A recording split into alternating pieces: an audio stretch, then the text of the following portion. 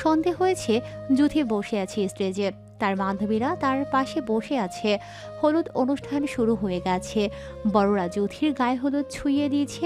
সবাই সবার গালে হলুদ ছোঁয়াচ্ছে। একে একে বাচ্চারা আর মেয়েরা সবাই হলুদ লাগিয়েছে। সামিয়া, মিথি ও হলুদ লাগিয়েছে, কেবল খেয়া বাদে। সে জুথিকে হলুদ লাগালেও নিজের গালে হলুদ লাগাতে দেয়নি কাউকে। কেয়া, সামিয়া আর মিথি বসে আছে একসাথে। সবাই হলুদ দেওয়াতে ব্যস্ত। খেয়া বসে বসে স্টেজের দিকে তাকিয়ে তাই দেখছে। হঠাৎ সামিয়ার ডাকে খেয়া তাকালো। সামিয়া গেটের দিকে তাকিয়ে বলে উঠল, খেয়া, এ তো কালকে সেই নিলয় নামের ছেলেটা। খেয়া আর মিথি চমকে উঠল। খেয়া বলে ওঠে, এই ছেলে এখানে কি করছে? তারা তিনজনই কিছুটা ভরকে গেছে। ছেলেটির সাথে সেই তপু নামের ছেলেটিও আছে, আর সাথে সাদা পাঞ্জাবি পরিহিত একজন ষাটোর্ধ্ব ব্যক্তি। মনে হচ্ছে নিলয় নামের ছেলেটির বাবা। মিথির মামা জামশেদ তালুকদার আর জসিম তালুকদার ষাটোর্ধ্ব ব্যক্তিটির সাথে কদমবুচি করলেন। জামশেদ তালুকদার প্রণয়ের সাথে তাদের পরিচয় করিয়ে দিচ্ছেন। সামিয়া বলল, আমরা কি আড়াল থেকে শুনে আসি কি বলছেন ওনারা? মিথি বলল, হ্যাঁ, জলদি চল। তারা জারুল গাছের আড়ালে দাঁড়িয়ে শুনছে। জামশেদ তালুকদার বলছেন, আমার ভাগ্নে শেখ প্রণয় শাহরিয়ার, এসকে ইন্ডাস্ট্রিজ এর নাম তো জানোই। প্রণয় এবার স্বনামধন্য বিশ্ববিদ্যালয় থেকে ইঞ্জিনিয়ারিং শেষ করে নিজেকে এসকে কোম্পানির হাল ধরেছে নিজেদের। প্রচণ্ড মেধাবী আর বিচক্ষণ ছেলে। এবার জসিম তালুকদার বললেন, প্রণয়, উনি আমাদের গ্রামের চেয়ারম্যান নিজাম ব্যাপারী, আর সাথে ওনার ছেলে নিলয় ব্যাপারী। তারা প্রণয়ের সাথে কদম বুঝি করল। আলাপ শেষ হতেই প্রণয় রেহানকে ডাকলো। রেহানের সাথেও তাদের পরিচয় করিয়ে দিল। খেয়া, সামিয়া আর মিথি আবার নিজেদের জায়গায় এসে বসলো। এবার তারা দেখলো নিলয় নামের ছেলেটি দূর থেকে খেয়াকে দেখতে পেয়ে খেয়ার দিকে তাকিয়ে আছে। খেয়ার খুব বিরক্তি লাগছে নিলয়ের এমন তাকানোতে। সবাই হলুদ নিয়ে আনন্দ করতে ব্যস্ত। গান বাজছে, স্টেজে নাচ হচ্ছে। তৃপ্তি আর রাফিয়া প্রণয়ের আশেপাশে এখনও ঘুরছে। এর মাঝে এসবে যোগ হয়েছে মেহমানদের মধ্য থেকে কিছু মেয়ে। নিলয় আর তপু এসে বসলো খেয়াদের বিপরীত পাশের চেয়ারে। খেয়া বলে ওঠে, হাস্যকর ছেলে একটা। খেয়া উঠে অন্য পাশে গিয়ে বসলো। মিথি আর সামিয়াও গেল। তাদের দেখা দেখে নিলয় আর তপুও আবার তাদের মুখোমুখি চেয়ারে বসলো। খেয়া ভাবে, একে তো বাড়ি ভর্তি মানুষ, তার ওপর আবার প্রণয় ভাই রয়েছে। তাই খেয়া কিছু বলতেও পারছে না এই নিলয়কে। কারণ এসব যদি প্রণয় ভাই একবার জানে, উনি যে কোন মুহূর্তে বিয়ে বাড়িকে মরাবাড়ি বানিয়ে দেবেন। প্রণয় ভাই তো এসব মারামারিতে ডক্টরেট করা। গান বাজছে, স্টেজে বাচ্চারা নাচছে। খেয়া নিজের মনোযোগ সেদিকে দেওয়ার চেষ্টা করলো, কিন্তু এই নিলয় নামের পচা কুমড়োর জন্য তার ভীষণ বিরক্ত লাগছে। সে তখন থেকে কানার মতো খেয়ার দিকেই তাকিয়ে আছে। এসব দেখে তিক্ত বিরক্ত হয়ে খেয়া উঠে বাড়ি চলে যেতে নিলেই প্রণয়ের সাথে দেখা হয়ে গেল তার। প্রণয় তার ভরাট গম্ভীর গলায় জিজ্ঞেস করে, কোথায় আছিস? ঘরে যাচ্ছি প্রণয় ভাই। বাড়িতে কেউ আছে এখন যে তুই ঘরে যেতে চাইছিস? পুরো বাড়ির মানুষ এখানে, তুই একা ফাঁকা বাড়িতে যাচ্ছিস কোন সাহসে? খেয়া ভেবে দেখলো সত্যি তো, বাড়ির সবাই এখানে, বাড়িতে তো কেউ নেই। তাহলে প্রণয় মৃদু ধমকে বলল, চুপ করে বস, এখান থেকে এক পা নড়বি না, গট ইট? খেয়া ভদ্র বালিকার ন্যায় বসে রইল। সকলের গালে হলুদ, একমাত্র খেয়া বাদে। একটার পর একটা গান বেজেই চলেছে, সাথে স্টেজের নাচ। খেয়া, মিথি, সামিয়া অনেকক্ষণ বসে থাকায় এবার একটু উঠে দাঁড়ালো। ভাবলো একটু হাঁটাহাঁটি করা যাক। তারা তিনজন হাঁটছে। হঠাৎ মিথিকে ডাকলো তার বড় মামি। মিথি চলে গেলেও সেদিকে এখন খেয়া আর সামিয়া হাঁটছে এদিকে। তেমন কেউ নেই, সবাই একটু দূরেই বসে আছে। তবে সবার মনোযোগ স্টেজের দিকে। হঠাৎ বিদ্যুৎ সংযোগ বিচ্ছিন্ন হলো, সবকিছু আধারে ঢেকে গেল। সামিয়া বলে ওঠে, ওমা, হঠাৎ কারেন্ট চলে যাওয়ার কিছু তো দেখছি না। খেয়া বলে ওঠে, ফোনটাও সাথে নেই তোর, আর আমার ফোনটা তো প্রান্তর কাছে। তারা আধারে ঠায় দাঁড়িয়ে রইল। দুজন গল্প করছে। সামিয়া নিজের মামার বিয়ের গল্প বলছে খেয়াকে। হঠাৎ খেয়া তার পেছনে কারো উপস্থিতি অনুভব করল। খেয়ার ঘাড়ে সেই ব্যক্তির তপ্ত নিঃশ্বাস পড়ছে। খেয়ার সর্বাঙ্গ কেঁপে উঠল শিহরণে। খেয়ার পা দুটো যেন নড়ার বিন্দুমাত্র শক্তি পাচ্ছে না। অন্ধকারে সামিয়া সেসব কিছুই টের পাচ্ছে না। সে নিজের মতো কথা বলেই চলেছে। খেয়ার মুখে কথা যেন আটকে গেছে। সেই ব্যক্তির পুরুষালী হাত দুটো খেয়ার গালে আলতো করে কিছু ছুঁয়ে দিল। খেয়ার নাকে কাঁচা হলুদের ঘ্রাণ এসে বাড়ি খেলো। পুরুষালী হাতের ছোঁয়া পেয়ে খেয়ার ছোট্ট দেহটি কম্পিত হয়। খেয়ার মস্তিষ্কের নিউরনে বাজছে তার গালে কে হলুদ ছুঁয়ে দিয়েছে। খেয়া বুঝলো সে চলে গেছে। সামিয়া খেয়াকে ডেকে উঠল। খেয়া, কথা বলছিস না কেন? খেয়া স্বাভাবিক হয়ে জবাব দেয়। হুম। ইতিমধ্যে কারেন্ট চলে এসেছে। সামিয়া চমকে উঠে বলে। খেয়া, তোর গালে হলুদ এলো কি করে? খেয়া বলে। কেউ একজন এসেছিল এখানে। কি? কে? সেটা তো আমিও বুঝতে পারছি না সামিয়া, কে হতে পারে? কোনো ছেলে মানুষ নাকি মেয়ে? আমার ঘাড়ে তোর তপ্ত নিঃশ্বাস পড়েছে, একটা পুরুষালী হাতের ছোঁয়া। কিন্তু অন্ধকারে তোকে খুঁজে পেলে কি করে, মানে নিশ্চিত হলো কি করে যেটা তুই? খেয়া বলে। হুম, আচ্ছা চল এখান থেকে। তারা চলে গেল। তবে কেন যেন এই ছোঁয়ায় খেয়ার চেনা লাগছে, কিন্তু অন্ধকার থাকায় কাউকে নিয়ে নিশ্চিন্ত হতে পারছে না। সবার মনোযোগ স্টেজে থাকলেও খেয়া এখনও ভাবছে সে কে ছিল। ভাবতে ভাবতে খেয়ার চোখ পড়ল প্রণয়ের দিকে। কি সুন্দর লাগছে আজ তার প্রণয় পুরুষকে। নিলয় ছেলেটা এখনও খেয়ার আশেপাশে ঘুরছে। খেয়া যেন এই অনুষ্ঠান শেষ হলেই বাঁচে। তৃপ্তি আর রাফিয়া এখনও প্রণয়ের আগে পিছে ঘুরছে। খেয়ার মনে হচ্ছে এই নিলয় তৃপ্তি আর রাফিয়ার চুল টেনে ছিঁড়তে। সামিয়া আর মিথিকে নাচার জন্য স্টেজে নিয়ে গেছে। খেয়াকে সবাই টেনেছে স্টেজে ওঠার জন্য, কিন্তু খেয়ার এক কথা, সে কিছুতেই নাচবে না। তার নাচতে ভালো লাগে না, তার তো গান ভালো লাগে। সে বসে আছে একা। সামিয়া, মিথি, প্রান্ত, বল্টু, রাফিয়া, তৃপ্তি, দীপ্তি সকলেই নাচছে। বড়রা অর্থাৎ খেয়ার মা চাচিরা অন্য পাশে বসে গল্প করছেন। এবার নিলয় নামের ছেলেটা উঠে হেসে খেয়ার দিকে আসতেই খেয়া কিছুটা ভয় পেয়ে যায়। নিলয় খেয়ার কাছে আসার আগেই প্রণয় এসে খেয়ার পাশে বসে পড়ে। প্রণয়কে পাশে দেখতে পেয়ে খেয়া স্বস্তির নিঃশ্বাস নিল। নিলয় আর এদিকে আসার সাহস পেল না। খেয়া আর চোখে প্রণয়ের দিকে তাকিয়ে মুচকি হেসে উঠল। প্রণয়ের নজর তার ফোনের স্ক্রিনে নিবদ্ধ। খেয়া আবার স্টেজে তাকায়। খেয়া খেয়াল করলেও প্রণয় আজ পারফিউম দেয়নি। কিন্তু কেন দেয়নি? আবার পরক্ষণেই ভাবলো হয়তো ইচ্ছে করেনি তাই দেয়নি। আশ্চর্যের ব্যাপার হলো পুরো অনুষ্ঠান শেষ হওয়া পর্যন্ত প্রণয় খেয়ার পাশ থেকে একটুও সরেনি, এমনকি খেয়াকেও সরতেও দেয়নি। খেয়া অবাকের চরম পর্যায়ে পৌঁছে গেছে এই ভেবে যে প্রণয় ভাই আজ এভাবে তার পাশে বসে আছে, না নিজে নড়ছে না খেয়াকে একচুল নড়তে দিচ্ছে। খেয়ার মনে হঠাৎ একটি প্রশ্ন মাথা চাড়া দিয়ে ওঠে। তবে কি প্রণয় ভাই এই নিলয় পচা কুমড়োর হাবভাব ধরে ফেলেছেন? ভাবতেই খেয়া আটকে ওঠে। এসব ব্যাপার প্রণয় ভাইয়ের কানে যাওয়া মানেই কেলেঙ্কারি হয়ে যাওয়া, হলুদের স্টেজ যুদ্ধের ময়দান হয়ে যাবে। তবে ভালোই রাত 12টায় অনুষ্ঠান শেষ হয়। তখন প্রণয় খেয়াকে সবার সাথে বাড়ি যেতে দিয়েছে। সবাই সারাদিনের ক্লান্তির অবসান ঘটাতে ঘুমের দেশে পাড়ি জমালো। কেবল খেয়া ভেবে চলেছে। সে কে ছিল? ভোরের পাখির কিচিরমিচির ডাকে ঘুম ভাঙল খেয়ার। প্রতিদিনের ন্যায় আজও সে ঘুম থেকে উঠে জানালার সামনে কাঠের চেয়ারে গিয়ে বসল। কিছু দূরেই পদ্মপুকুর, উড়ে যায় গাংজিল। সামনের উঠোনের ঝাড়ুল গাছের ছোট ছোট পাখি। একপাশে সবুজ ধান খেত, তাতে ঢেউ খেলে যায় দক্ষিণা পবন। আকাশ মাঝে উকি দিচ্ছে সূর্য। কে একবার পেছনে ফিরে যায়, দেখে মিথি সামিয়া এখনো ঘুমিয়ে। সে আবার প্রকৃতি দর্শনে মনোযোগী হয়। হঠাৎ দরজায় কেউ কড়া নাড়ে। খেয়া উঠে দাঁড়ায়, জলদি দরজা খুলতে উদ্যত হয়, কেননা এখন ভোর। সে উঠে পড়লেও সামিয়া আর মিথি এখনো ওঠেনি, তাই তাদের ঘুমের ব্যাঘাত ঘটবে ভেবেই সে তৎক্ষণাৎ দরজা খুলতে চলে গেল। দরজা খুলতেই খেয়া চমকে উঠল। দরজার ওপারে দাঁড়িয়ে জবেদা তালুকদার। খেয়া সালাম দিল। জবেদা তালুকদার হাসি মুখে সালামের জবাব দিলেন। খেয়া দরজার সামনে থেকে সরে গিয়ে তাকে ভেতরে আসতে বলল। জবেদা তালুকদার ভেতরে প্রবেশ করলেন, জিজ্ঞেস করলেন, এত সকালেই উঠে পড়েছিস যে?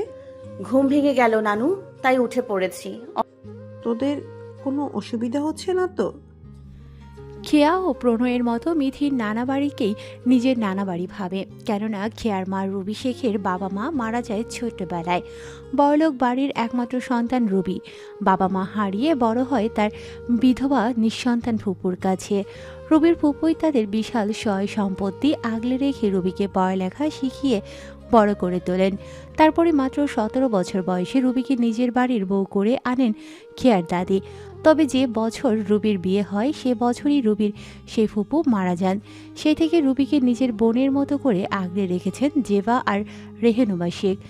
জবেদা তালুকদারও রুবিকে নিজের মেয়ে হিসেবেই মানেন। তাই তো রুবি যেমন রেহেনুমার বাপের বাড়িতে নিজের বাপের বাড়ি মনে করেন, তেমনই খেয়াও মিথির নানা বাড়িতে নিজের নানা বাড়ি ভাবে। জবেদা তালুকদার বলেন। আয় আমার ঘরে, চা খাবি? খেয়া বলে। মিথি, সামিয়া ওরা তো এখনো ওঠেনি নানু। ওদের উঠতে দেরি আছে, ততক্ষণে তুই আমাকে চা না খেয়ে থাকতে বলছিস? খেয়া হেসে উঠে জবেদা তালুকদারও হেসে উঠলেন। খেয়া বলল। আমি মুখ ধুয়ে এক্ষুনি আসছি, তুমি যাও।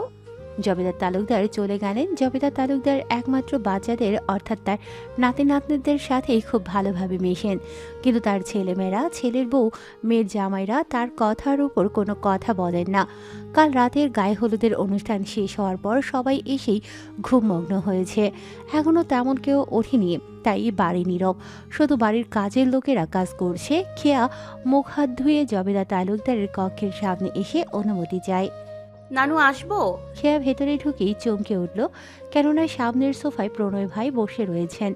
সামনে ট্রেতে 3 কাপ ধোয়া ওঠা চা, গরম চায়ের কাপের বাষ্প ফ্যানের বাতাসের সাথে মিলিয়ে যাচ্ছে। খেয়া আর প্রণয়ের দৃষ্টি মিলিত হলো। আবারও দৃষ্টিরা অন্য ঠিকানা খুঁজল। জবেদার তালুকদার খাটে বসে আছেন। তিনি খেয়াকে তার পাশে বসতে ডাক দিলেন। খেয়া গিয়ে বসল। জবেদা বললেন খেয়াকে চা দিতে বললেন। খেয়া গিয়ে টেবিল থেকে চায়ের ট্রে এনে জবেদা বেগমকে 1 কাপ চা দিল। এরপর প্রণয়ের সামনে গিয়ে চায়ের কাপ এগিয়ে দিল। প্রণয় খেয়ার চোখে চোখ রেখে চায়ের কাপটি নিল।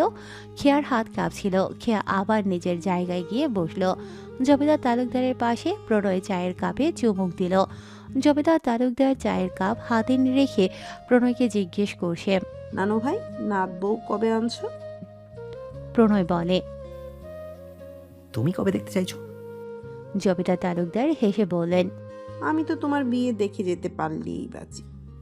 খেয়া জানে প্রণয় তার কথাবার্তা একমাত্র আবির ভাই আর নানুর সাথেই শেয়ার করে, তাই এসব শুনে সে অবাক হলো না। জবেদা তালুকদার বলেন। সেরকম কেউ কি আছে? নেই হয়তো, হতে কতক্ষণ, হলেও বাকি। খেয়া যেন প্রণয়ের জবাবের বহু আশায় ছিল, কিন্তু প্রণয়ের এমন ইয়ারফোনের তারের মতো পেঁচানো তেরা বেঁকা কথা শুনে তার হৃদয়টা যেন আছাড় খেয়ে ভেঙে টুকরো টুকরো হয়ে গেল। খেয়া মনে মনে ভীষণ চিল্লিয়ে প্রণয়কে ডজন খানেক প্রশ্ন করল। তার মধ্যে অন্যতম প্রশ্ন হলো, প্রণয় ভাই, আপনি কি সোজা কথা বলতে পারেন না? আপনি তো ভালো মানুষ, কিন্তু আপনার কথা এত ঘাট তেরা কেন? কেন কেন কেন? প্রণয় ভাই যে জবেদা তালুকদারের এমন একটা অতি গুরুত্বপূর্ণ আর যৌক্তিক প্রশ্নের উত্তর এমন সুতোর মতো পেঁচিয়ে খেয়ার আশাকে বাতাসা বানিয়ে দেবে, এটা খেয়া ভাবতে পারেনি মোটেই। খেয়ার নিজের উপরও বেশি রাগ হচ্ছে। জবেদা তালুকদার প্রণয়কে বলেন। আহা না না ভাই, বুঝতে চাইছো না কেন? দেখো, আমার যেমন তোমার বউ দেখার ইচ্ছা, তেমন এই যে খেয়া ছোট্ট একটা মেয়ে, ওরও নিশ্চয়ই তোমার বউকে ভাবি বলে ডাকার অনেক ইচ্ছা, তাই না? খেয়ার মাথায় যেন বাঁশ, ঠাটা, বাজ, গ্রহ, উপগ্রহ সব একসাথে এসে পড়ল। খেয়া মনে মনে ভীষণ চিল্লিয়ে না বলে মিছিল, আন্দোলন, সমাবেশ সবই করে ফেলল, কিন্তু আফসোস একটা মশা মাছিও শুনতে পেল না। খেয়া এখনো গভীর ভাবনায় মগ্ন। ভাবছে এ তো ঘরশত্রু বিভীষণ। প্রণয় স্বাভাবিক ভঙ্গিতেই বসে আছে, যেন কিছুই হয়নি। খেয়া কল্পনায় দেখতে পেল একটা মেয়ে লাল শাড়ি পরে প্রণয় ভাইয়ের বউ সেজে ঘোমটা দিয়ে মুখ ঢেকে দাঁড়িয়ে আছে। জবেদার তালুকদার এবার খেয়ার দিকে তাকিয়ে বলে উঠলেন। কি বলছিস খেয়া? আমি ঠিক বলেছি না? খেয়া জবেদার তালুকদারের প্রশ্ন শুনতেই পায়নি। সে এখনো গভীর ভাবনায় মগ্ন। সে কল্পনায় দেখছে সকলেই মেয়েটিকে প্রণয় ভাইয়ের বউ বলছে। সেও মনে মনে আওড়ালো প্রণয় ভাইয়ের বউ। অন্য কেউ প্রণয় ভাইয়ের বউ হবে ভাবতে অমনি খেয়া চিৎকার করে চিল্লিয়ে বলে ওঠে, না! খেয়ার এত জোরে না শুনে প্রণয় হক চুকিয়ে তাকায় খেয়ার দিকে। জবেদার তালুকদারও অবাক হয়ে চেয়ে আছেন খেয়ার দিকে। এরকম বোমা ফাটা চিৎকার দিয়ে খেয়ার হুশ হলো সে যে কি কাণ্ড করে ফেলেছে। ভাবতেই তার হৃদয়টা ছ্যাদ করে ওঠে। প্রণয় তীক্ষ্ণ চোখে চেয়ে প্রশ্ন ছুড়ে দেয়।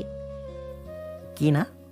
খেয়া প্রণয়ের প্রশ্ন শুনে নিজেকে ঠিক করে জবাব দেয়। মানে আসলে প্রণয় ভাই পায়ের নিচে একটা মশা কামড়াতে এসেছিল, তাই যেন কামড়াতে না পারে, তাই না বলে চিৎকার দিয়েছে আর কি। প্রণয় এবার ভ্রুকুচকে সরু চোখে তাকায়, যেন কোনো ইগলের চোখ খেয়া সেই চাহনি দেখেই ভরকে যায়।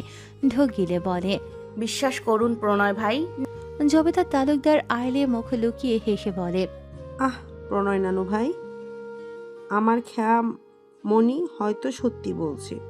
আমার ঘরে কিছুদিন ধরে ভালোই মশার আনাগোনা চলছে। খেয়া বলে, নানু তুমি ভালো থেকো, আমি এখন আসি। আজ জ্যোতির বিয়ের আয়োজন শুরু হয়ে গিয়েছে।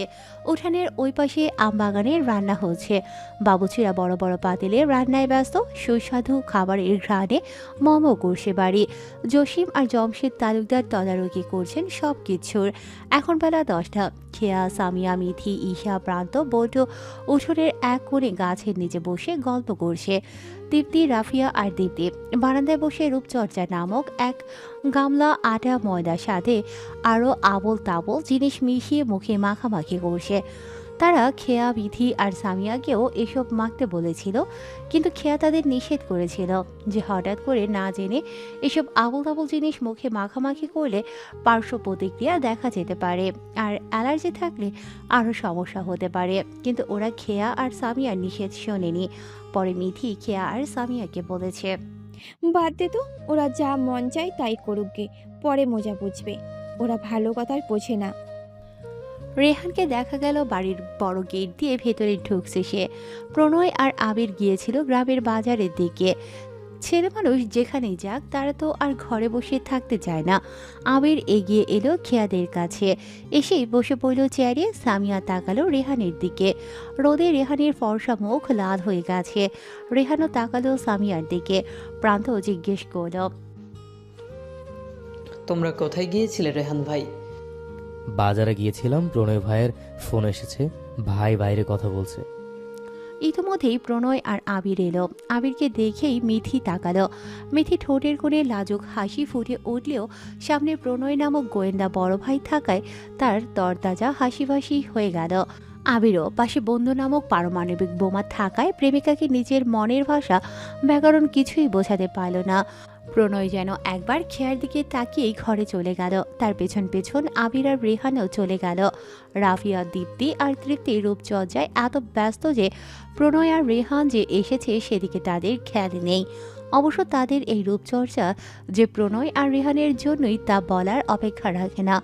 তৃপ্তি আর রাফিয়া দুজনেই দুজনার অজান্তে এক প্রণয়ের প্রেমে আছাড় খেয়ে পড়েছে, আর অন্যদিকে দীপ্তি আছাড় খেয়ে পড়েছে রেহানের প্রেমে। তৃপ্তি, দীপ্তি আর রাফিয়া এমনভাবে মুখে সেসব ডলছে যেন মনে হচ্ছে বহুদিন পুরনো জংধরা কড়াই পাতিল মাঝে। তারা পুরো হাত পা মুখ গলা কিছুই যেন বাদ রাখেনি।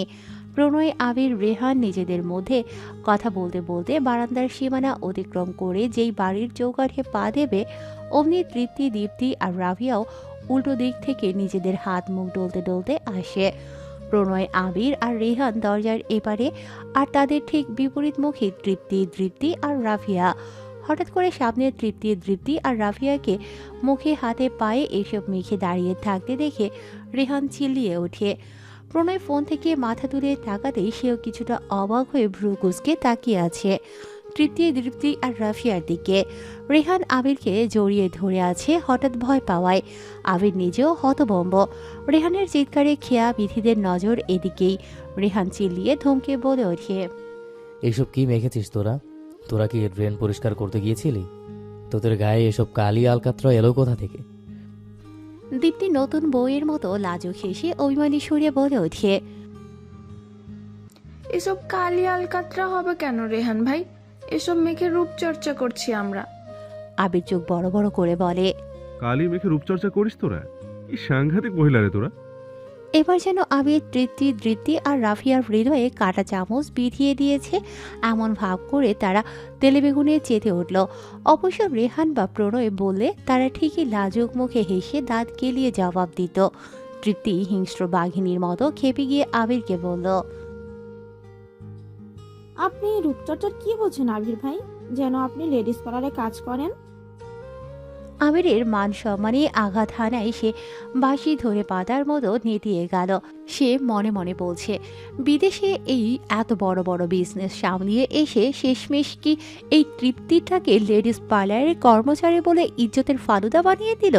কি সাংঘাতিক মহিলা এই তৃপ্তি! এমনিতেই তার জানের দোষ প্রণয় নামক পারমাণবিক বোমার বোনকে বিয়ে করার প্রস্তাব দিতে সাহস পাচ্ছে না। তার উপর এই তৃপ্তি নামক সাংঘাতিক মহিলা তাকে লেডিস পার্লারে কর্মচারী হিসেবে আখ্যায়িত করে তার সব আশা তছনছ করে দিল। প্রশ্ন শেষে তৃপ্তি প্রণয় সামনে আছে ভাবতেই আবার হিংস্র বাঘিনী থেকে ভদ্র বেড়াল হয়ে গেল। যেন কিচ্ছু বোঝেই না এই মেয়ে, কি ভদ্র কি সভ্য একটা মেয়ে সে। যেন তার এই ভদ্রতা দেখে বাংলাদেশের প্রতিটি মা তৃপ্তিকে তার ছেলের বউ বানাতে আন্দোলন মিছিল করছে। রাফিয়া লাজুক হেসে বলে ওঠে, প্রণয় ভাই, আপনিই বলুন, আমাদেরকে কি ভালো লাগছে না? প্রণয় ভ্রুকুচকে গম্ভীর মুখে বলে, দুঃখিত, আমি কালি ছাড়া কিছু দেখতে পাচ্ছি না। বলে প্রণয় তাদের পাশ কাটিয়ে চলে গেল। প্রণয়ের এমন বাণী শুনে রাফিয়া, তৃপ্তি আর তৃপ্তির মুখ চুপসে গেল। আবির আর রেহান প্রণয়ের কথা শুনে হাসতে হাসতে উপরে চলে গেল। এসব আড়াল থেকে দেখে আর শুনে খেয়া, মিথি, সামিয়া, প্রান্ত, ঈশা, বল্টু হাসতে হাসতে গড়াগড়ি খায়। খেয়া, সামিয়া, মিথি গোসল সেরে শাড়ি পরেছে। খেয়ার পরনে সেই লাল খয়েরি রঙের চমৎকার কারুকাজ করা শাড়িটি। তার তো খয়েরি রং ভীষণ প্রিয়। কেন যেন আজ আর শাড়িটিকে তার পরপুরুষের দেয়া শাড়ি মনে হচ্ছে না। সে ভাবলো হয়তো খয়েরি রং তার প্রিয় বলে এমনটা মনে হচ্ছে। শাড়িটি তার গায়ে ভীষণ মানিয়েছে। একদমই হালকা কিছু গহনা পরেছে খেয়া, মুখে হালকা শ্বাস, কিন্তু তাতেই যেন তাকে অপরূপা লাগছে। সামিয়ার পরনে সোনালি রঙের শাড়ি আর মিথির পরনে গোলাপি রঙের শাড়ি, দুজনকেই বেশ লাগছে। খেয়া সেজেগুজে ঈশাকে সাজিয়ে দিচ্ছে। ছোট্ট ঈশা একটা লাল রঙের জামা পরেছে। তাকে দেখে মনে হচ্ছে যেন একটা লাল পরী আকাশ থেকে নেমেছে। খেয়া ছোট্ট ঈশার গালে চুমু খায়। ঈশাও খেয়ার গালে টুপ করে চুমু খেয়ে নিল। তারপর দুজনেই ফিক করে হেসে উঠল। সামিয়া আর মিথি এখনও সাজছেন। হঠাৎ দরজায় কড়া নাড়লেন রেহনুমা শেখ। খেয়া একবার দেখে নেয় সামিয়া আর মিথির শাড়ি পরা হয়েছে কিনা। শাড়ি পরা হয়েছে দেখতেই সে উঠে গিয়ে দরজা খুলে দিল। রেহনুমা শেখ দরজার ওপার হতেই হাঁক ছাড়লেন, বরযাত্রী এসে পড়বে, তোরা এখনো সাজ শেষ করিসনি? মিথি বলে উঠল, মা এসে তো আর পড়েনি, আমাদের তার আগেই সাজ হয়ে গেছে। রেহনুমা এতক্ষণে খেয়ার দিকে তাকিয়ে বলে ওঠে, বাড়ি খেয়া, এদিকে আয় দেখি, তোকে তো দারুণ মানিয়েছে রে শাড়িটাতে, একদম বউ বউ লাগছে। বউ বউ লাগছে শুনে খেয়ার চোখ মুখ লজ্জায় আড়ষ্ট হয়ে যায়, কিন্তু লজ্জারা দৌড়ে পালিয়েই ভয়ে এসে হানা দেয় রেহনুমা শেখের পরবর্তী প্রশ্ন শুনেই। রেহনুমা শেখ শাড়ির দিকে তীব্র মনোযোগ দিতে এক ভয়ঙ্কর প্রশ্ন ছুড়ে দেন খেয়ার পানে, কিন্তু এই শাড়ি তুই কবে কিনলি খেয়া? খেয়ার মাথায় যেন বাজ পড়ল। খেয়া ভেবে পায় না জবাব কি দেবে। আসলে সে ভাবছে গুরুজনকে সে কি করে মিথ্যে বলবে। মিথি 10 নম্বর বিপদ সংকেত দেখে খেয়ার মুখের কথা নিজে টেনে নিয়ে জবাব দেয়, মা এসে তো আর পড়েনি, আমাদের তার আগেই সাজ হয়ে যাবে। মা এই শাড়িটাই তো খেয়ার পছন্দ হয়েছিল, কিন্তু বিক্রি হয়ে যাওয়ায় আর কিনতে পারিনি। তাই পরে ওনারা একই রকম আর একটা শাড়ি আনিয়ে এখানে আসার আগে রাতে পাঠিয়ে দিয়েছিলেন। আসলে তোমরা এত গোছগাছের ব্যস্ত চলে যাওয়ায় আর দেখানোই হয়নি। একদমই কথাগুলো বলে ফেলল মিথি। রেহনুমা শেখ কিছু বলবেন তার আগেই নিচ থেকে তার ডাক পড়ল। রেহনুমা চলে যেতেই মিথির ঢোক গিলে গলা ভেজায়। খেয়া অবাক চোখে চেয়ে আছে মিথির পানে। সামিয়ারও একই দশা। তারা মিথির এই একদমে অকপটে মিথ্যে বলার দক্ষতা দেখে অবাক চোখে চেয়ে আছে। মিথি তাদের এমন চাহনি দেখে বিব্রত হয়ে বলে ওঠে, তোরা এইভাবে চেয়ে আছিস কেন? খেয়া বলে ওঠে, এত সুন্দর গুছিয়ে মিথ্যে বলার জন্য তো তোমাকে অস্কার দেওয়া উচিত মিথি আপু।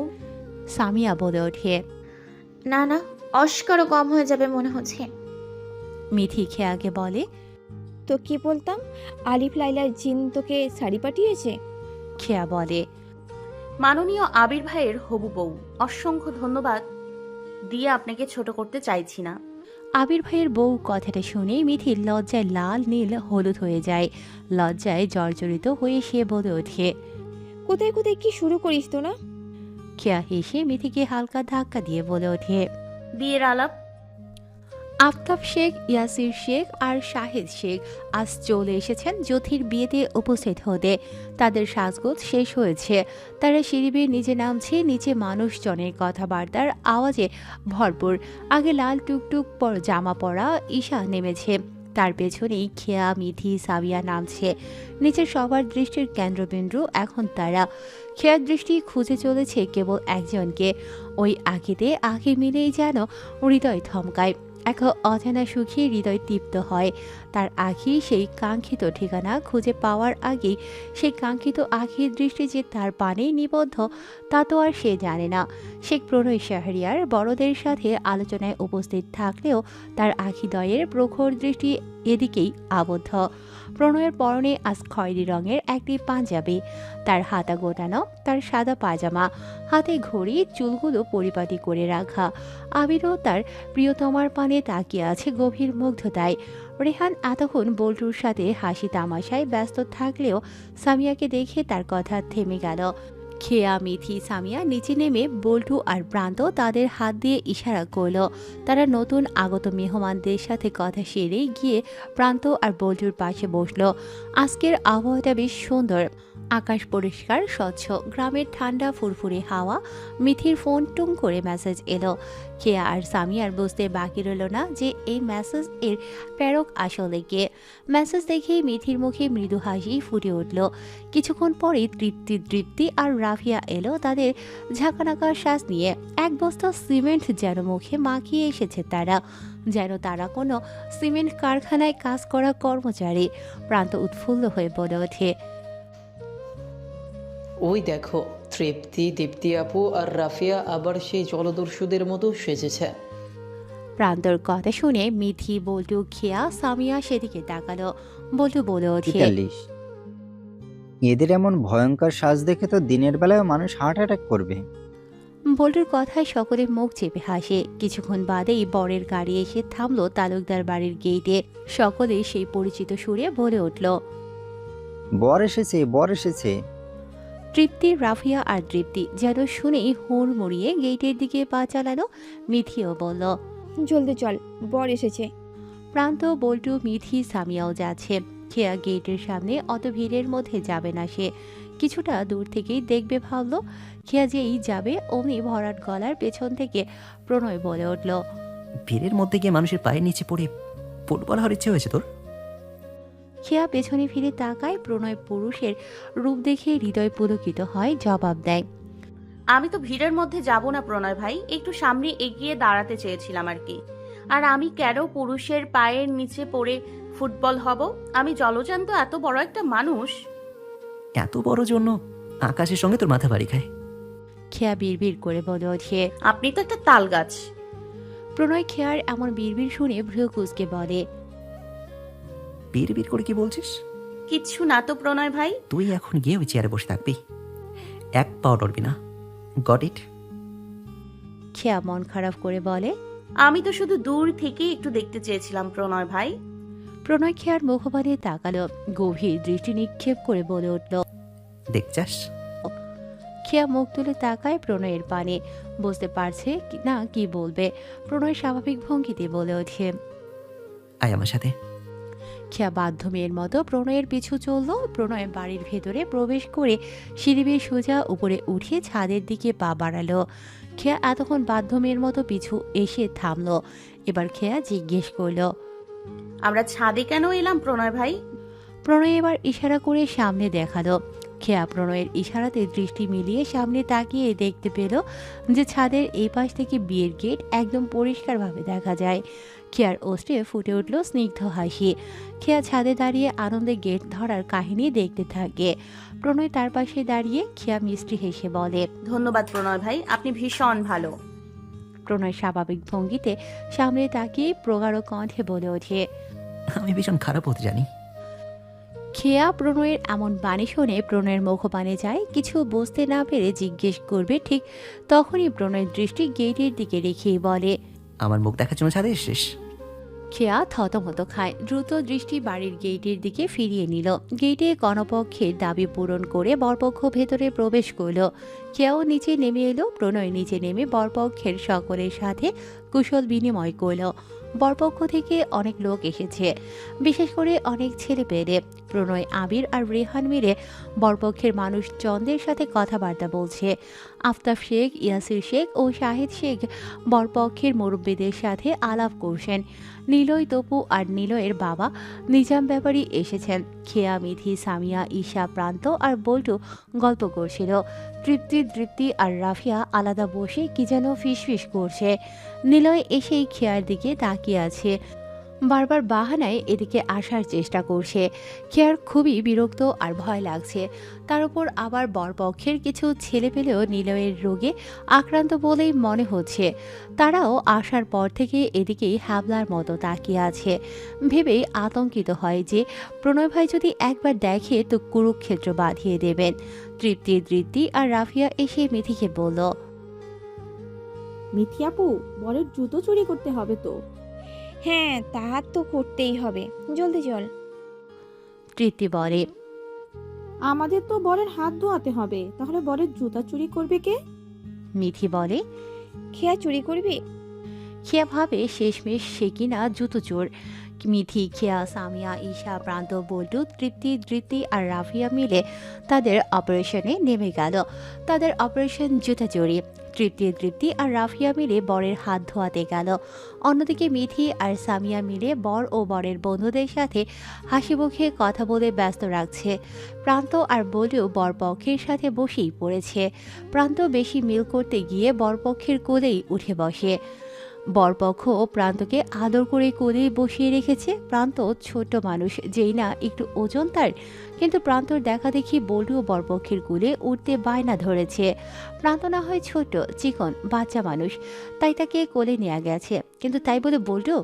বরপক্ষের লোকজন বল্টুর মস্ত হাতির মতো দেহখানা দেখে আর তার কোলে ওঠার বায়না শুনে তারা এক একজন যেন এক্ষুনি হার্ট অ্যাটাক করবেন, কিন্তু বল্টু যেন নাছোড় মান্দা। বরপক্ষের এক একজনের চেহারা বল্টুর মতো একটা দামড়া ছেলেকে কোলে নেয়ার কথা শুনেই শুকনো কিসমিচের মতো চুপসে গেছে। এদিকে খেয়া স্টেজের নিচে দিয়ে গিয়ে বরের জুতা চুরি করে নিয়ে গেছে। কাজ হয়ে গেছে বুঝতেই মিথি, সামিয়া, প্রান্ত চলে এসেছে। বলেও তার এতক্ষণের বায়না চুলোয় ফেলে উঠে আসে। বরপক্ষের লোকজন অবাক হয়ে ভাবছে, এই দামড়া ছেলে এতক্ষণ কুলে উঠতে চেয়ে আহাজারি করে হঠাৎ করে এভাবে চলে যাচ্ছে কেন? জুতা চুরি করে এনে খেয়া বরেরই গাড়ির ডিকিতে লুকিয়ে রেখেছে। তারা সকলে বসে বসে এখন গল্প করছে। প্রণয়কে দেখা গেল ভীষণ ব্যস্ত।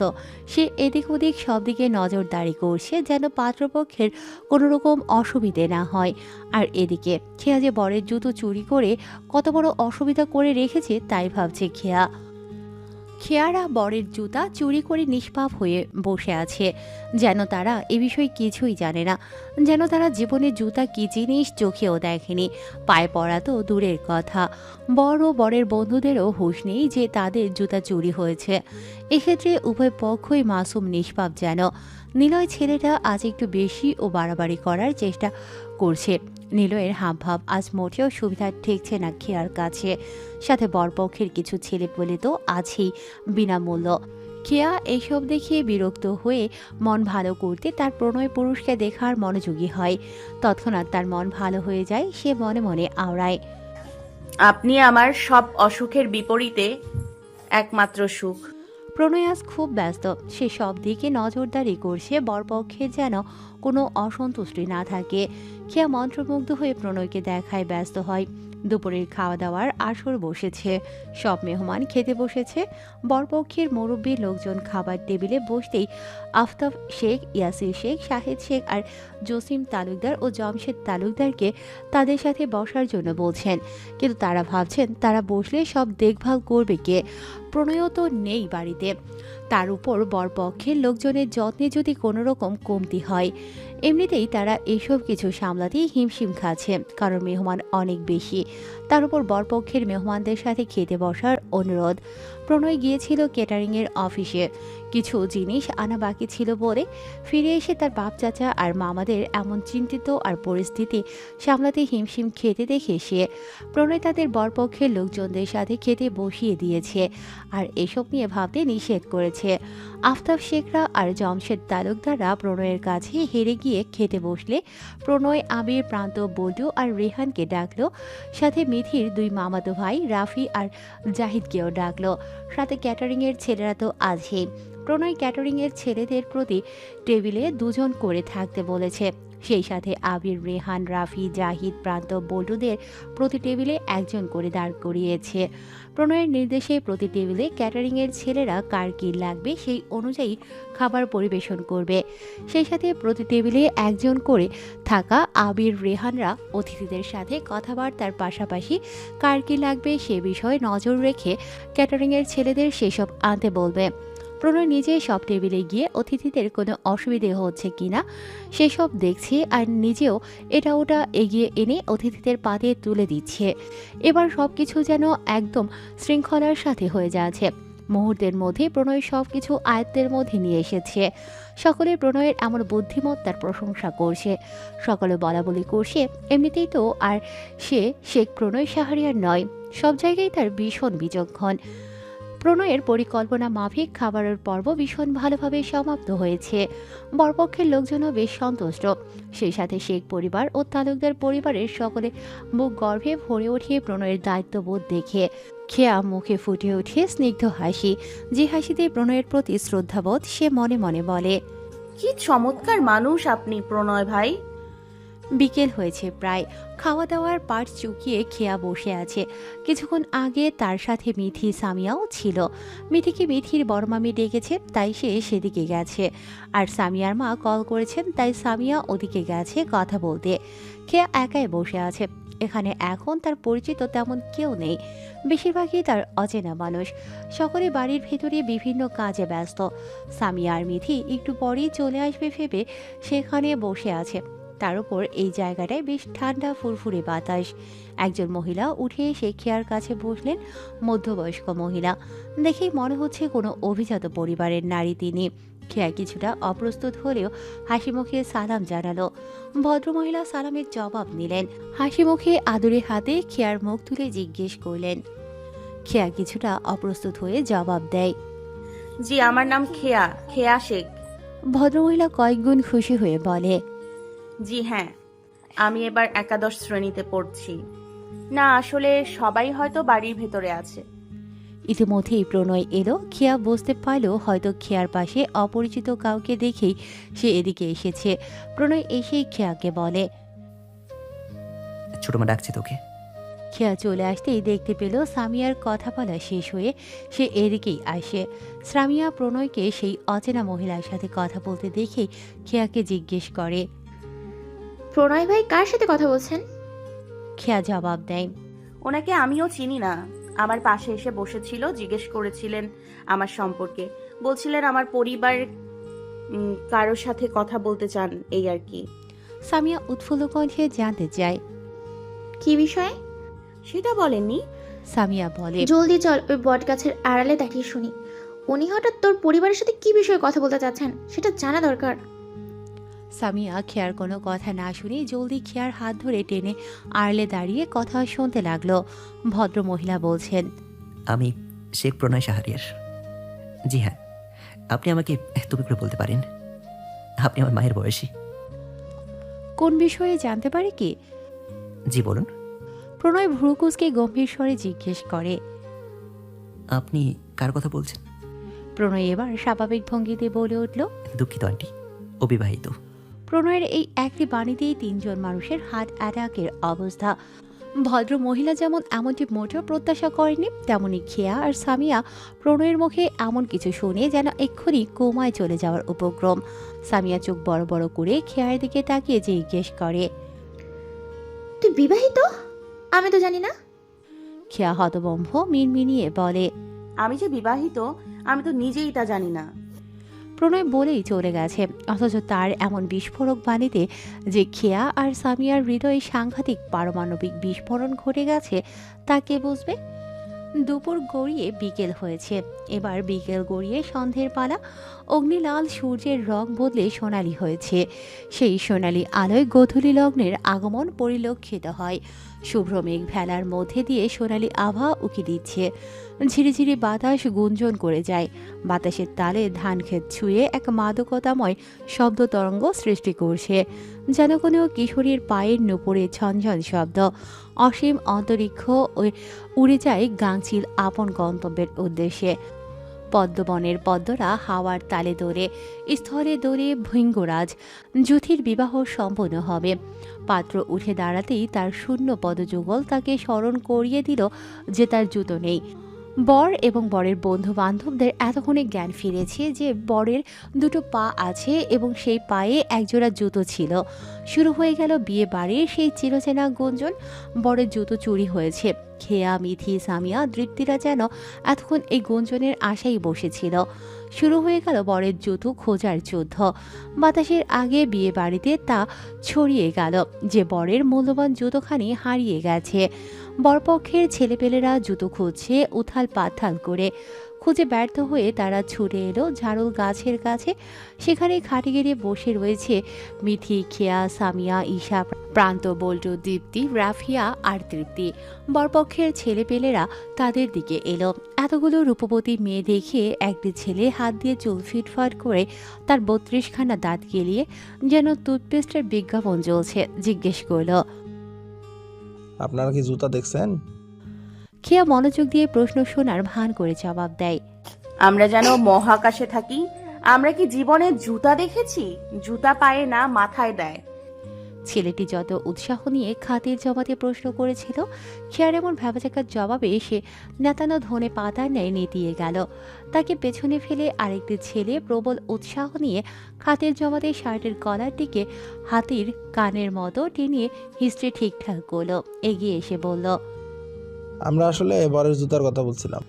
মিথি চরম ভুল কিছু শুনে ফেলেছে এমন অভিনয় করে জবাব দেয়, ও মা, বিয়ে করতে এসেছে অথচ বর বিয়ে উপলক্ষে একজোড়া জুতো না কিনেই ধেই ধেই করে চলে এসেছে। সামিয়া মিথির কথার ফোড়ন কেটে বলে ওঠে, আপনারা কি এখন বিয়েবাড়ির সকলের কাছ থেকে চাঁদা তুলে বরের জুতো কিনতে যাচ্ছেন? প্রান্ত, বল্টু, মেকি অভিনয় করে বলে ওঠে, কি সাংঘাতিক, কি সাংঘাতিক! শেষমেশ বিয়ে করতে এসেও চাঁদাবাজে। বরপক্ষের নিরীহ ছেলেপেলেরা তবলা মার্খা চাহনি দিয়ে তাকিয়ে আছে। শেষমেশ কিনা নায়ক হতে এসে এভাবে চাঁদাবাজ হয়ে যাবে তারা ভাবতেও পারেনি। এবার বরপক্ষের থেকে আরো কয়েকজন এগিয়ে এলো।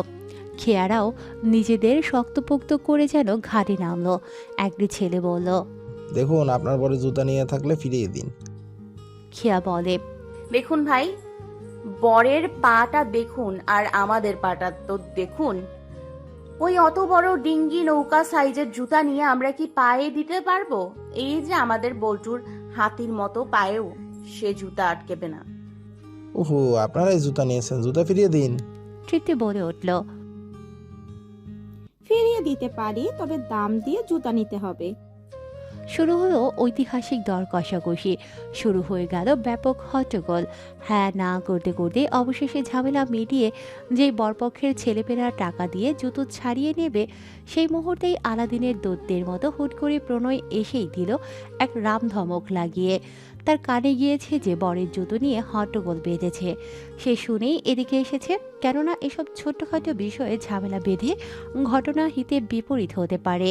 তার উপর সবকটা ছোট্ট পোলাপান কি বলতে কি বলে বসবে, শেষে ঘটনা অন্যদিকে মন নিতে পারে।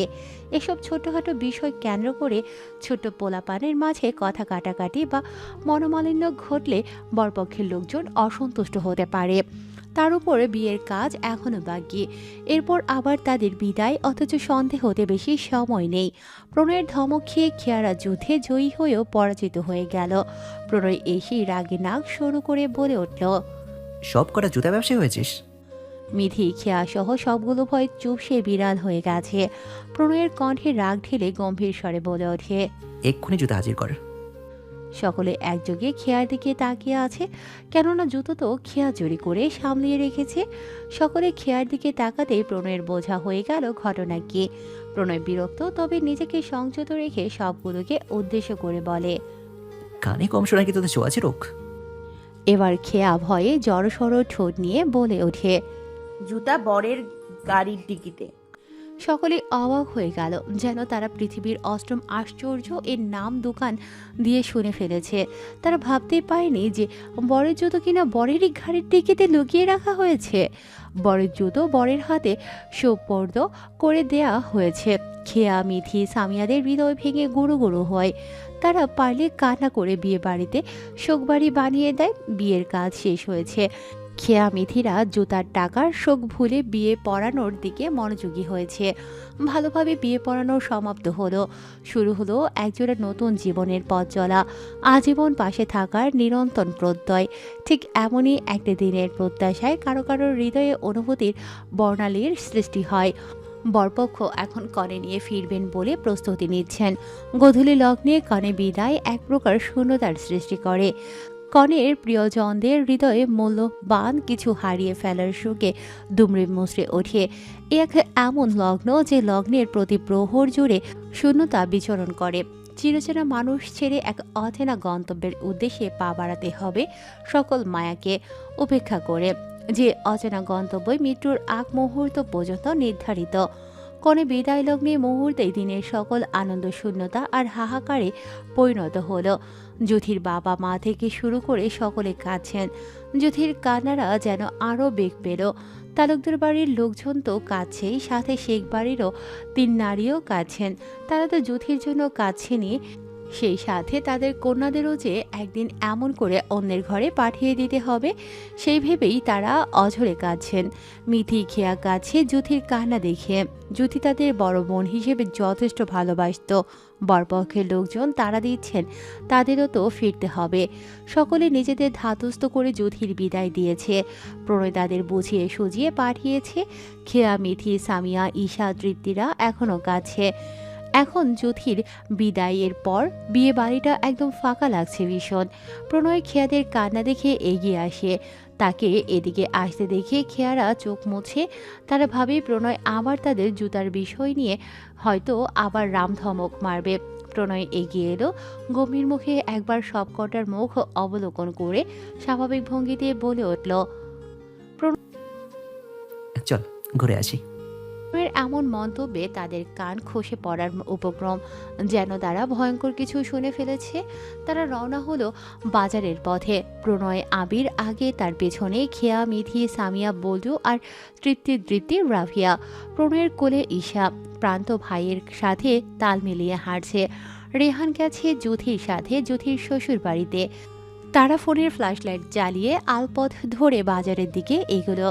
বাজারে গিয়ে প্রণয় সকলকে যার যার ইচ্ছে অনুযায়ী সব কিনে দিল। কয়েকজন আইসক্রিম নিল, আবার কয়েকজন অন্য কিছু নিল। এরপর প্রণয় বাড়ির সকলের জন্য আইসক্রিম আর অনেক কিছু নিল, আর জবেদার তালুকদারের জন্য পান সুপারি নিল। বাজারের ভেতর থেকে বের হতেই ঈশা বায়না ধরল যে সে অন্য আরেকটা চকলেট নেবে। প্রণয় ঈশার বায়না মাফিক আবার বাজারের ভেতরে গেল। সে আবিরকে আর বাকি সবাইকে এখানেই দাঁড়াতে বলল, কেননা বাজার থেকে বাড়ি অনেকটা দূর। আবির সবগুলোকে নিয়ে একা যেতে পারবে না। প্রণয় বাজারের ভেতরে গেল। খেয়া, মিথি আর প্রান্ত ভাবে ঈশার জায়গায় তারা বায়না ধরলে প্রণয় তাদের তুলে এতক্ষণে আছাড় দিত। তারা আফসোস করে দীর্ঘশ্বাস ছাড়ে। তারা বাজারের বাইরেই দাঁড়িয়ে আছে। প্রণয় গেছে বেশ কিছুক্ষণ।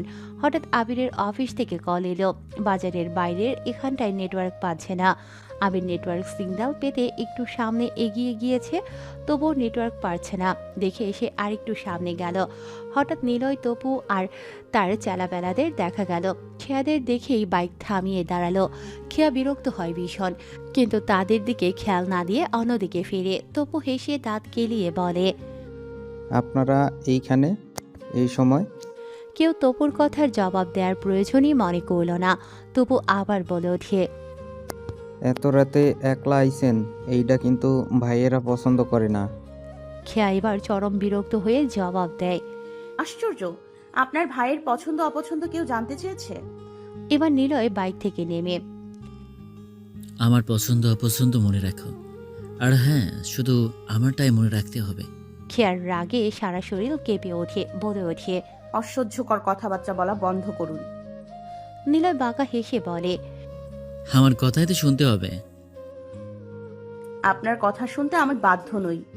মিথি, সামিয়া, বল্টু, প্রান্ত নিলয়দের এমন দুঃসাহস দেখে অবাক হচ্ছে। তৃপ্তি আর রাফিয়াও অবাক হচ্ছে। নিলয় বলে, আমি চাইলে অনেক কিছুই জোর করে করতে পারি, ইচ্ছে হলে জোর করে তুলেও নিতে পারি। হঠাৎ পেছন থেকে প্রণয়ের গম্ভীর ক্রোধ মিশ্রিত কণ্ঠস্বর। একদম জ্যান্ত মাটিতে পুঁতে ফেলবো। রাগে প্রণয়ের চোয়াল শক্ত হয়ে এসেছে। আবির ছুটে এসেছে। খেয়ার রুহু উড়ে যাওয়ার উপক্রম। প্রণয় ভাই জেনে গেছে, মানে আজ কুরুক্ষেত্র বেঁধে যাবে। নিলয় পেছনে ফিরে প্রণয়কে দেখে এবার প্রণয়কে দেখে বলে, আমার এলাকায় আমাকেই থ্রেট? শেখ প্রণয় শাহরিয়ার যেখানে যায় সেটাই তার এলাকা। আমি এই গ্রামের চেয়ারম্যানের ছেলে। তুই সামনের বার প্রেসিডেন্টের ছেলে হয়ে আসলেও আমার কিচ্ছু যায় আসে না। আমার ওকে চাই এক রাতের জন্য। কথা শেষ করার আগেই প্রণয়ের শক্ত এক ঘুষিতে নিলয় মাটিতে লুটিয়ে পড়ল। নিলয়ের ঠোঁট কেটে কলকলিয়ে রক্ত ঝরছে। নিলয়ের চেলাপেলারা নিলয়ের এমন অবস্থা দেখে ভয়ে সিটিয়ে গেছে। নিলয় উঠেই আবার প্রণয়ের গায়ে হাত দেওয়ার আগেই প্রণয় শুরু করে দিল তার সেই বিখ্যাত মার। প্রণয়ের সুঠাম দেহের কাছে নিলয় পেরে উঠল না। আবির কোনো মতে প্রণয়কে আটকেছে, তা না হলে এতক্ষণে নিলয়ে অক্কা পেয়ে যেত। নিলয়ের অবস্থা আধমরা। প্রণয় নিজেকে শান্ত করে এবার হাঁটু গেড়ে বসে নিলয়ের চোয়াল শক্ত করে ধরে বলে, আজ যা করেছিস তা দ্বিতীয়বার ভুলেও মাথায় আনবি না, তাহলে পৃথিবীর মায়া ছাড়তে হবে। প্রণয় তপুর দিকে তাকাতেই ওরা নিলয়কে তুলে নিয়ে বাড়ি চলে গেল। প্রণয় এবার সকলের দিকে তাকিয়ে বলল, এখানে যা হয়েছে তা যেন এখানেই থাকে। সকলে মাথা নাড়িয়ে সায় জানালো। আসলে প্রণয়ের এমন ভয়ঙ্কর রূপ দেখে সকলে স্তব্ধ হয়ে গেছে। তারা নিজেদের স্বাভাবিক করে প্রণয়ের সাথে বাড়ির পথে পা বাড়ালো। কৃষ্ণ অন্তরিক্ষ জুড়ে চাঁদ উজার পূর্ণিমা, প্রকট কালো আধারের মাঝে এক রূপলি আলোর মিছিল, সাথে কিছু শরৎ মেঘের আলাপদ। জ্যোৎস্না স্নাত রাত, মাতাল হাওয়ার তালে দুলে ধান ক্ষেত, উড়ো বাতাস এসে গাছের ডাল দুলিয়ে পাতার সাথে চুপি চুপি গোপন কথা বলে যায়। চাঁদের রূপলি আলোর সাথে বিরোধ করে জোনাকিরা আলোর মিছিল করে। ঝোপে ডাকে ঝিঝি পোকা, নিস্তব্ধ রাতের গম্ভীর নীরবতার মাঝেও প্রকৃতির প্রাণ চঞ্চলতা। ধান ক্ষেতের আলপথ ধরে এগিয়ে চলে প্রণয়। ফোনের ফ্ল্যাশলাইট জ্বালিয়ে সুঠাম দেহি প্রণয় রাতের নিস্তব্ধতাকে মারিয়ে এগিয়ে চলে তার কোলে ছোট্ট ঈশা। তার পেছনে সব কটা ভেড়ার পালের মতো হাঁটছে। যাওয়ার সময় সকলের মুখে কথা থাকলেও এখন যেন সকলে স্রোতহীন শান্ত নদী হয়ে গেছে। প্রণয় এগিয়ে চলে তার পুরুষালী পদযুগল নিয়ে। তার ভাবমূর্তি আজ বোঝা দেয়। তার রাগ যে আজ সর্বোচ্চ চূড়ায় আরোহণ করছে তা আর বোঝার বাকি নেই। আবির নিজেও সাহস পাচ্ছে না প্রণয়কে কিছু বলার। কি করে বলবে? সে তো জানে প্রণয়ের মাথা থেকে পা অবধি রাগে ভরপুর। তাই তো সে জানের দোস্ত প্রণয়ের নাম দিয়েছে পারমাণবিক বোমা। তবে অযৌক্তিক কারণে প্রণয় রাগে না, সেটা জানে আবির। সেও প্রণয়ের পায়ের তালে তাল মিলিয়ে এগিয়ে চলে। খেয়ার হৃদয় আটকে ওঠে চিরচেনা আতঙ্কে। প্রণয় ভাইয়ের এমন নীরবতা মানেই মহাবিপদ সংকেত। প্রণয়ের পদযুগল একেবারে গিয়ে থামল তালুকদার বাড়ির চৌকাঠে। সে একবার পিছু ফিরে তার দৃষ্টিতে প্রবল গম্ভীরতা। ঈশাকে ডেকে সে ত্রস্ত পায়ে এগিয়ে গেল উপরের ঘরের দিকে। সকলে ঢোক গিলে নিজেদের ঘরে গেল। তৃপ্তি আর রাফিয়ারা ভয় চুপসে নিজেদের ঘরে চলে গেল। খেয়া, মিথি, সামিয়া, প্রান্ত, বল্টু ধীরে ধীরে ঘরের দিকে পা বাড়ালো। বাড়ির অন্যান্য প্রায় সকলেই ঘুমিয়ে পড়েছেন সারাদিনের ক্লান্তিতে। বাড়ি জুড়ে নিস্তব্ধতা বিরাজমান। কেবল বাড়ির কাজের সহযোগীরা জেগে আছেন প্রণয়দের আসার পর খাবার বেড়ে দেবেন বলে। প্রণয় চৌকাঠে দাঁড়িয়ে, সাথে ছোট ঈশা। প্রণয় ছোট্ট ঈশার সামনে হাঁটু মুড়িয়ে বসে ঈশার মাথায় হাত বুলিয়ে স্বাভাবিক ভঙ্গিতে বলে ওঠে, ঈশা বোনো, এখন তুমি কাউকে কিচ্ছু জানাবে না, ঠিক আছে? ছোট্ট ঈশা ভাইয়ের স্নেহ পেয়ে মাথা দুলিয়ে সম্মতি জানায়। প্রণয় পকেটে হাত দিয়ে কয়েকটা চকলেট বের করে ঈশার হাতে দেয়। ছোট্ট ঈশার আবার এতগুলো চকলেট পেয়ে খুশিতে আত্মহারা হয়ে যায়। প্রণয় এবার বলে, ঠিক আছে যাও, খেয়াকে বলো আমি ডাকছি। ছোট্ট ঈশা ভাইয়ের আদেশ পেয়ে ছোট পায়ে দ্রুত গতিতে দোতলায় খেয়াদের ঘরের দিকে ছুটল। পর্দার আড়ালে দাঁড়িয়ে মাথা বের করে উকি দেয় গুলুমুলু ঈশা। তার গুলুমুলু গালগুলো হাস্যোজ্জ্বল। ভাইয়ের কাছ থেকে এতগুলো চকলেট পেয়েছে কিনা। ঘরের মধ্যে খেয়া, মিথি, সামিয়া, প্রান্ত, বল্টু আবার আবির বসে আছে। ঘটে যাওয়া ঘটনাটি নিয়ে সকলেই স্তব্ধ। ঈশার উকিঝুঁকি তাদের নজরে আসেনি। ঈশার ডাকে সকলের দৃষ্টি তার দিকে ফিরল। ঈশা বলে ওঠে, খেয়াপু, প্রণয় ভাই তোমাকে ছাদে ডেকেছে। ঈশার কথাটি খেয়ার কর্ণগহ্বরে পৌঁছতে দেরি হলেও তার ছোট্ট হৃদয় তেলে বেগুনে ছ্যাদ করে ওঠে। এক্ষুনি যেন তার হৃৎপিণ্ড পটল তুলতে যাবে। সকলের মুখ ভয়ে জড়সড় হয়ে আছে। আবির বিড়বিড়িয়ে বলে ওঠে, সর্বনাশ। খেয়া ঢুক গিলে পদযুগল এগিয়ে নেয়। ছাদের চৌকাঠে পা থামল। পূর্ণিমার উজ্জ্বল আলোয় দেখা গেল প্রণয়কে। সে ছাদের দেয়ালে হেলান দিয়ে বুকে হাত গুজে দাঁড়িয়ে আছে। আবছা অন্ধকারকে ভেদ করে তার তীরের ন্যায় সূক্ষ্ম দৃষ্টি খেয়ার পানে। তার দৃষ্টি জুড়ে আজ মাত্রাতিরিক্ত গম্ভীরতা। সে গম্ভীরতার প্রখরতা দেখে খেয়ার ছোট্ট দেহ শিউরে ওঠে। গলা শুকিয়ে কাঠ হয়। ঢুক গিলে গলা ভিজিয়ে অনুমতি চায়। আপনার কথা শুনতে আমি বাধ্য নই। প্রণয় ভাই, আসবো? প্রণয়ের জবাব আসে না। প্রণয় এখনও একইভাবে চেয়ে খেয়া বুঝতে পেরে সামনে এগিয়ে যায়। মাথা নিচু করে একবার চোরা চোখে যায়। প্রণয় এখনও সেই একই গম্ভীর দৃষ্টিতে তাকিয়ে আছে। খেয়া আবার বলে ধীরে বলে ওঠে, আপনি ডেকেছেন প্রণয় ভাই? প্রণয়ের নিরেট গলার তীরের ন্যায় ধারালো আর তীক্ষ্ণ প্রশ্ন। আমাকে জানাসনি কেন? খেয়া মনে মনে বলে ওঠে, মাথা খারাপ? আমি কি মানসিক রোগী? আপনাকে জানিয়ে বিয়ে বাড়িতে যুদ্ধের ময়দান বানাবো? আপনাকে এসব জানানো মানে বিশ্বযুদ্ধের ডাক দেয়া। মনে মনে বক্তৃতা দিলেও মুখে কিছুই বলার আপ্রাণ বৃথা চেষ্টা করল খেয়া। আসলে প্রণয় ভাই মানে... কথা শেষ হবার আগেই প্রণয়ের বজ্র কণ্ঠের ধমক। Why? I just want a clear answer. রাগে প্রণয়ের হাত কাঁপছে। বাতাসে কেবল প্রণয়ের রাগ মিশ্রিত দীর্ঘ নিঃশ্বাসের প্রতিধ্বনি শোনা যায়। খেয়া ঢোক গিলে ভয়ে মাথা নিচু করে রয়। খেয়ার এমন নীরবতা দেখে প্রণয়ের সমস্ত বাঁধ ভেঙে যায়। নিজেকে আর সংযত রাখতে না পেরে খেয়াকে দেয়ালের সাথে চেপে ধরে। খেয়া হঠাৎ এমন কিছু হওয়ায় ভড়কে যায়। প্রণয়কে এত কাছে দেখে তার সর্বাঙ্গ কাঁপে। গলা শুকিয়ে আসে, শ্বাস আটকে আসে। প্রণয়ের গায়ের তীব্র পারফিউমের সৌরভে ঘ্রাণ নাসারন্দতে বাড়ি খেয়ে অবশ অবশ লাগে খেয়ার। প্রণয় তার সামনে ঝুঁকে দাঁড়িয়ে দেয়ালে খেয়ার মাথার কাছে দুহাত রেখে আটকে ধরে থমকিয়ে ওঠে। কথা কানে যায় না তোর? খেয়া কেঁপে ওঠে। প্রণয় ক্রোধ মিশ্রিত কণ্ঠে বলে ওঠে, ওই স্কাউন্ড্রেলস নিলয়ের বাচ্চা তোকে 5 ইঙ্গিতে ওই কথা বলার সাহস পেল কিভাবে? হ্যাঁ, হাউ? বলে প্রণয় নিজের হাত দিয়ে দেয়ালে সজোরে ঘুষি মারে। খেয়ে আবার কেঁপে ওঠে। মাথা তুলে তাকাবার সাহস নেই তার। প্রণয় আবার সিংহের ন্যায় গর্জে ওঠে, তোর কি মনে হয় আমার চোখ নেই? আমি কিছুই জানি না। আমি ওই নিলয়ের বাচ্চার এসব খেয়াল করিনি। প্রণয় আজ রৌদ্রমূর্তি ধারণ করেছে। এমন প্রণয়কে খেয়া দেখেনি আগে। প্রণয়ের রাগ সম্বন্ধে সকলেই জানে, কিন্তু আজকের প্রণয়ের এমন রূপ খেয়ার কল্পনায়ও আসেনি। প্রণয় মূলত খেয়ার উপর রেগেছে, কারণ নিলয় খেয়াকে আজ যে বাজে ইঙ্গিতে কথা বলেছে সেটা শুনেই প্রণয়ের রক্ত মাথায় উঠে গেছে। আর খেয়া কেন তাকে এসব প্রথম দিনই জানায়নি তা। খেয়া তো জানে প্রণয় এসব জানলে কি হতে পারে, কিন্তু আজকে তার ভাবনার চেয়েও বিশাল কিছু হয়ে গেছে। প্রণয়ের এমন অভিব্যক্তি সে কল্পনাও করতে পারেনি। খেয়া চায়নি অচেনা জায়গায় এসে বিয়ে বাড়িতে কোনো ধরনের ঝামেলায় জড়াতে। বিয়ে শেষ হলেই তারা তো চলেই যাবে, কিন্তু প্রণয় ভাই যে এই নিলয়ের সব কাণ্ড জেনে গেছে সে তো তা জানেই না। খেয়া বুঝতে পারে নিলয়ের বাজে ইঙ্গিতের কথা শুনে প্রণয় ভাই বেশি রেগে গেছেন। খেয়া মুখ বুঝে সব শুনে প্রণয় এবার বলে, মনে রাখবি তোর প্রত্যেকটা পদক্ষেপে আমার নজর থাকে। খেয়া এমন কিছু শুনে মাথা তুলে তাকায়। সে কি ভুল কিছু শুনল? প্রণয় সরে আসে খেয়ার কাছ থেকে। খেয়া বুক ভরে শ্বাস নেয়। প্রণয় বিপরীত দিকে ঘুরে বলে, ঘরে যা।